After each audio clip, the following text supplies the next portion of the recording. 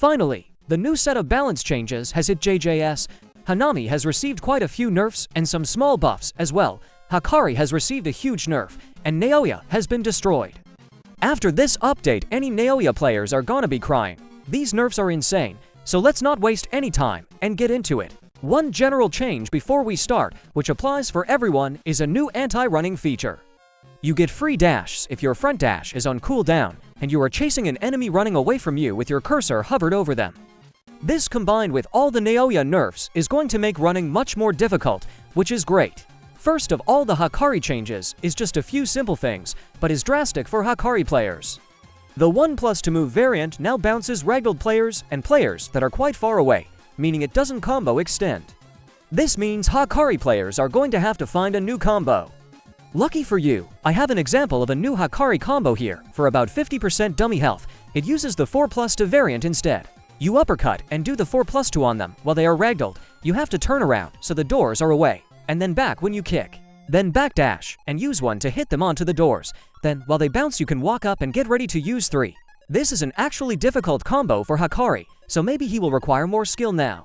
The 1+ to variant can chain into other moves now if it's far enough away, like Fever Breaker.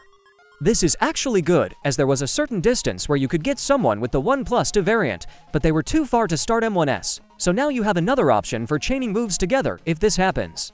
Anyways, the Hanami balance changes are overall a nerf, but very well needed. It seems like they are trying to reduce her combo potential in exchange for giving her more M1 play. This is because Hanami's uppercut is now 360 degrees blockable, but her downslam pushes back and damages when blocked, which can lead into combos.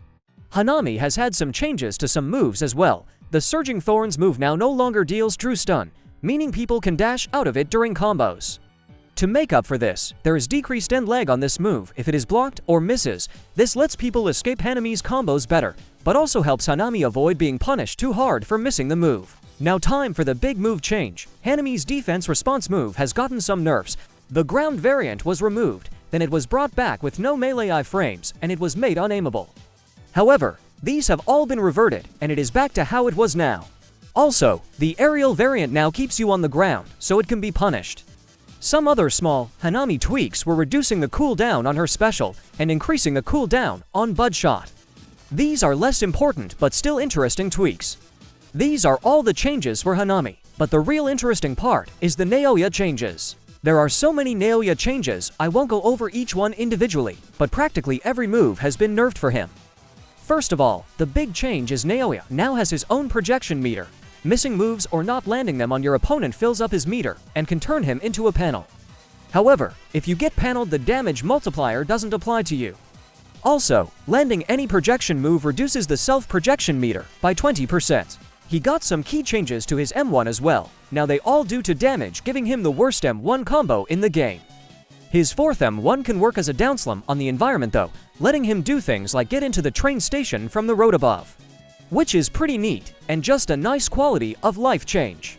Going on to his actual moves, he has had basically an entire rework. Starting off with his special, our special frame variant got buffs, dealing projection, ragdolling for longer, and giving alt meter back. Also, the regular version now requires line of sight to use the 2nd time. Projection breaker is faster now, and resets M1 south, but has an increased cooldown. Also, the hitbox is slightly smaller, so that will take getting used to, since you are punished so much more for missing now. Bleed counts now slow projection meter drain by 35% and will drain Choso's alt bar instead of his health. When using bleed out, you now can't rotate your character. This removes the tech that people used to do for the free red combo after bleed out, which kind of sucks. Decisive Strike's hitbox has changed, getting reduced range and not going behind you anymore. However, on ragdolled opponents, it is much larger. Using it twice can now be perfect blocked, as opposed to unblockable, and landing any decisive strikes now counts as your first M1, so after landing it you immediately go on to your 2nd, 3rd, and 4th ones. This further reduces the damage Naoya can do with combos, since he is getting 1 less M1 consistently. Cursory Impact got a 0.5 damage buff overall, with the first move getting 0.5 less, and the second hit getting 1 more damage. The first hit can now hit multiple people, and the end lag for this move has also been reduced by 55%. Which makes it a bit quicker and could open up new combo potentials. For Naoya's ult, Tendril Grab now stuns for 0.5 seconds less if you use Domain immediately after this move is still guaranteed, but the timing is more strict now, so getting Domains will be slightly harder. Anyways, that is all for these balance changes, huge Naoya nerfs, and some good nerfs for Hanami and Hakari, as well as the cool new anti-running addition. Let me know if you agree or disagree with these changes in the comments and why, as I'm curious on what the community thinks. And also, as a reminder, I have a Discord server now. The link will be in the description, and I will be giving an OG role and using some people from there for videos. So make sure you join, and thank you for watching.